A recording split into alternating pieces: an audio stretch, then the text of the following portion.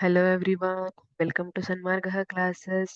ಶಬ್ದ ಪಾಠದ ಮೊದಲ ಪ್ರಶ್ನೆ: ಶಬ್ದವು ಇದರ ಮೂಲಕ ಚಲಿಸಬಹುದು ಅಂತ ಹೇಳಿದ್ದಾರೆ. ಆಪ್ಷನ್ ಅನ್ನ ನೋಡೋಣ.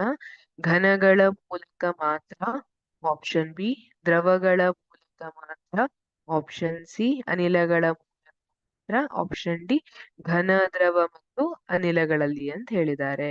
ಹಾಗಿದ್ರೆ ಶಬ್ದವು ಯಾವ್ಯಾವ ರೀತಿಯಲ್ಲಿ ಚಲಿಸಬಹುದು ಅನ್ನೋದನ್ನ ನೋಡೋಣ. ಇಲ್ಲಿ ಚಿತ್ರದಲ್ಲಿ ತೋರಿಸುವಂತೆ ನೀವು ಈಜುತ್ತಾ ಇದ್ದೀರಿ ಅಂತ ಇಟ್ಕೊಳ್ಳಿ, ನೀರಿನ ಒಳಗಿರ್ತೀರಿ. ಆ ಸಮಯದಲ್ಲಿ ಒಬ್ರು ಮಾತಾಡಿದ್ದು ಮತ್ತೊಬ್ರಿಗೆ ಕೇಳ್ತದೆಯಾ ಇಲ್ವಾ? ಎಸ್, ಕೇಳಿರ್ತದೆ. ಹಾಗಿದ್ರೆ ದ್ರವಗಳ ಮೂಲಕ ಶಬ್ದ ಪ್ರಸಾರ ಆಗ್ತದೆ, ಶಬ್ದ ಚಲಿಸ್ತದೆ ಅಂತಾಯ್ತು.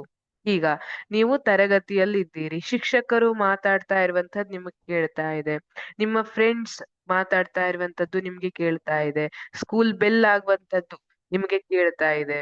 ಆದ್ರೆ ನಮ್ಮ ಸುತ್ತಮುತ್ತಲೂ ಘನ ಇಲ್ಲ ಅಲ್ವಾ, ದ್ರವ ಇಲ್ಲ, ಇರೋದೇನು? ಅನಿಲ.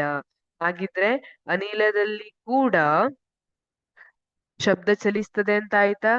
S, correct.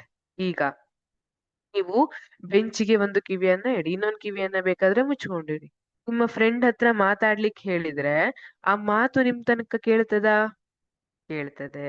ಹಾಗಿದ್ರೆ ಘನದ ಮೂಲಕವೂ ಶಬ್ದ ಚಲಿಸ್ತದೆ ಅಂತ ಹೇಳಬಹುದಾ? ಎಸ್. ಹಾಗಿದ್ರೆ ಇಲ್ಲಿ ಆಪ್ಷನ್ ಎ ಘನಗಳ ಮೂಲಕ ಮಾತ್ರ ಇದು ತಪ್ಪಾದ ಉತ್ತರ, ಆಪ್ಷನ್ ಬಿ ದ್ರವಗಳ ಮೂಲಕ ಮಾತ್ರ ತಪ್ಪಾದ ಉತ್ತರ, ಆಪ್ಷನ್ ಸಿ ಅನಿಲಗಳ ಮೂಲಕ ಮಾತ್ರ ಇದು ತಪ್ಪಾದ ಉತ್ತರ. ಇಲ್ಲಿ ಘನಗಳ ಮೂಲಕ ಹೌದು, ದ್ರವಗಳ ಮೂಲಕನೂ ಹೌದು, ಅನಿಲಗಳ ಮೂಲಕನೂ ಹೌದು. ಆದ್ರೆ ಘನಗಳ ಮೂಲಕ ಮಾತ್ರ ಅಂದ್ರೆ ಅರ್ಥ ಏನ್ ಬರುತ್ತೆ? ದ್ರವ ಮತ್ತೆ ಅನಿಲದಲ್ಲಿ ಚಲಿಸೋದಿಲ್ಲ ಅನ್ನುವಂಥದ್ದು ಅರ್ಥ ಬರುತ್ತೆ. ಅದೇ ತರ ದ್ರವಗಳ ಮೂಲಕ ಮಾತ್ರ, ಅನಿಲಗಳ ಮೂಲಕ ಮಾತ್ರ ಅನ್ನುವಂಥದ್ದು, ಅನಿಲಗಳಲ್ಲಿ ಮಾತ್ರ ಚಲಿಸ್ತದೆ, ದ್ರವಗಳಲ್ಲಿ ಮಾತ್ರ ಚಲಿಸ್ತದೆ ಅನ್ನುವಂತಹ ಅರ್ಥವನ್ನ ಕೊಡ್ತದೆ. ಹಾಗಾಗಿ ಇದೆಲ್ಲ ತಪ್ಪಾದ ಉತ್ತರವಾಗಿದೆ.